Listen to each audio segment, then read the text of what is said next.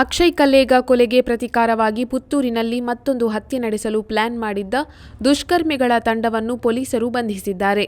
ಅಕ್ಷಯ್ ಕಲ್ಲೇಗ ಕೊಲೆ ಆರೋಪಿ ಮನೀಶ್ ಸಹೋದರನಾದ ಮನೋಜ್ನನ್ನು ಹತ್ಯೆ ಮಾಡಲು ಬಂಟ್ವಾಳ ನಿವಾಸಿ ಕಿಶೋರ್ ಕಲ್ಲಡ್ಕ, ಪುತ್ತೂರಿನ ಮನೋಜ್, ಆಶಿಕ್, ಸನತ್ ಕುಮಾರ್ ಈ ನಾಲ್ವರು ಮನೋಜ್ ಚಲನವಲನವನ್ನ ಗಮನಿಸುತ್ತಿದ್ದರು. ಮನೋಜ್ನನ್ನು ಹತ್ಯೆ ಮಾಡಲು ತಲ್ವಾರ್ ಸಹಿತ ಬಂದಿದ್ದ ದುಷ್ಕರ್ಮಿಗಳು ಪುತ್ತೂರಿನ ಮುಕ್ರಂಪಾಡಿಯಲ್ಲಿ ಅವಿತುಕೊಂಡಿದ್ದರು.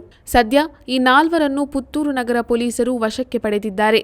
ಈ ಹಿಂದೆ ಮನೋಜ್ಗೆ ಬೆದರಿಕೆ ಕರೆಗಳು ಬಂದಿದ್ದು, ಈ ಬಗ್ಗೆ ಮನೋಜ್ ಪುತ್ತೂರು ನಗರ ಠಾಣೆಯಲ್ಲಿ ದೂರು ನೀಡಿದ್ದರು.